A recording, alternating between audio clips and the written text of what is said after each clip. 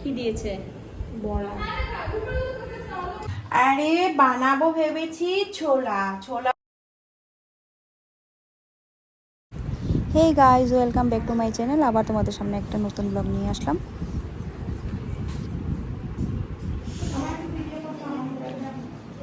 দাঁড়া, এটা আমার তুই কি বানাচ্ছিস? আরে বানাবো ভেবেছি ছোলা বয়েল করে রেখে দিয়েছে।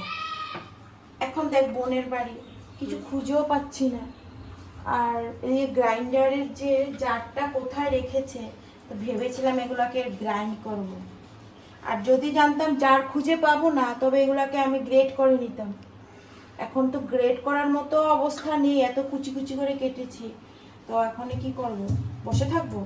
আবার কড়াই বন্ধ করেছি, মানে চুলাটা বন্ধ করে এখন পুতাটা দিয়ে ছেঁচে নিচ্ছি। এই হলো আজকের কাহানি।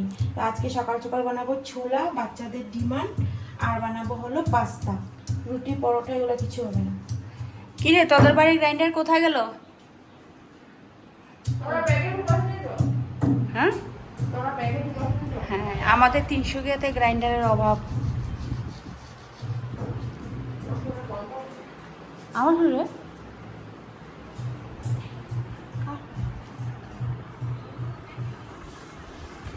কিরে বাচ্চা পার্টি, উঠবি না?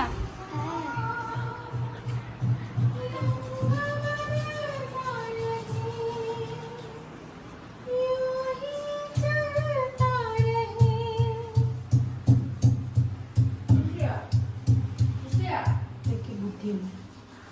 তোর তো বুদ্ধি দারুণ। তো আজকে ভালো করে বানা, খাবো বসে বসে। আর না না, তুই দাঁড়ায় দাঁড়ায় খাবি না।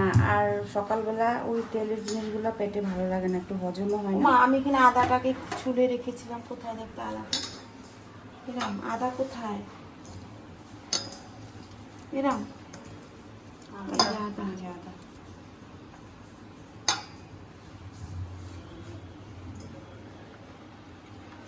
আরে এই গ্যাসটা বন্ধ তো। গ্যাসটাকে বন্ধ করেছি, পুড়ে যাচ্ছে। তেরে চাহতে হ্যালো,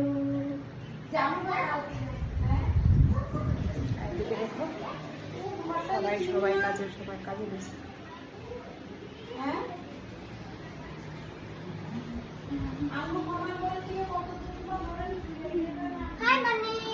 হাই। উগ্রপন্থী দলগুলো উঠে গেছে। ঘুমা।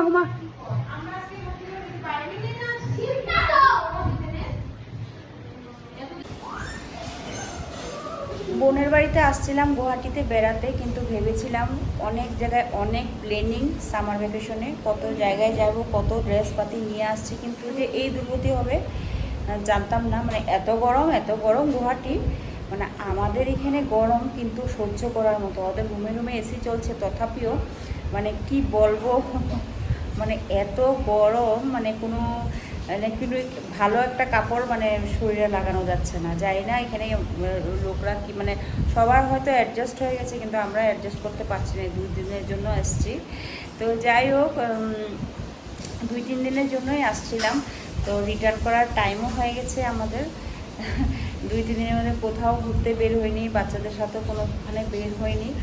তো ভাবছি আজকে একটু বের হবো, কিন্তু ওয়েদারটা যদিও একটু ঠান্ডা, কিন্তু ওই যে ঠান্ডা হলেও মানে এখানের ইয়েটা মানে হাওয়াটা অবধি গরম যাচ্ছে। তো দেখি আজকে কই যাওয়া যাক।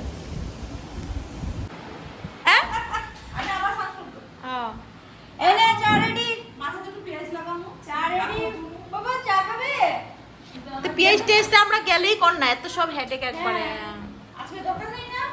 আবার জামু এক জায়গায়। হ্যাঁ,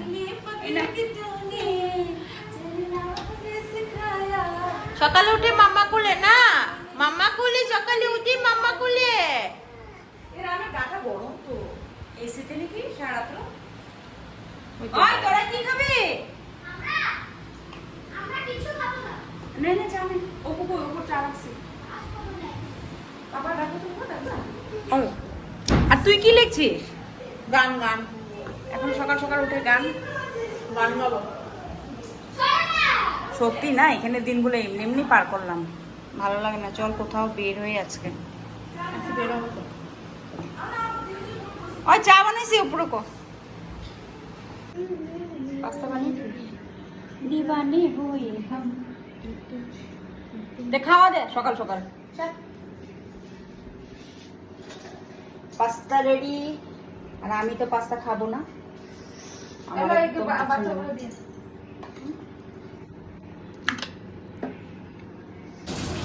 বাবা এটা কিসের বড়া? ও পুঁই শাক, কি ফুল পাতা না, আর এটা চচ্চড়ি।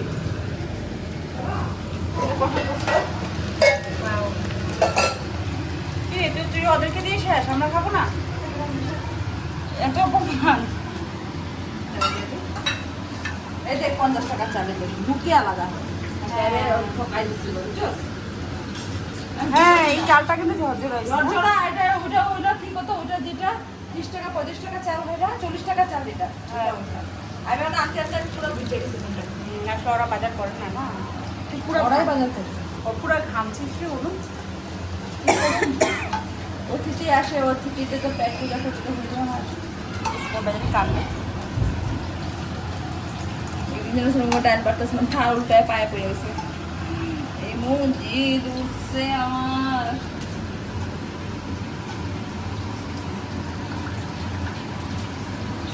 দেখো তো টমেটো তো হচ্ছে।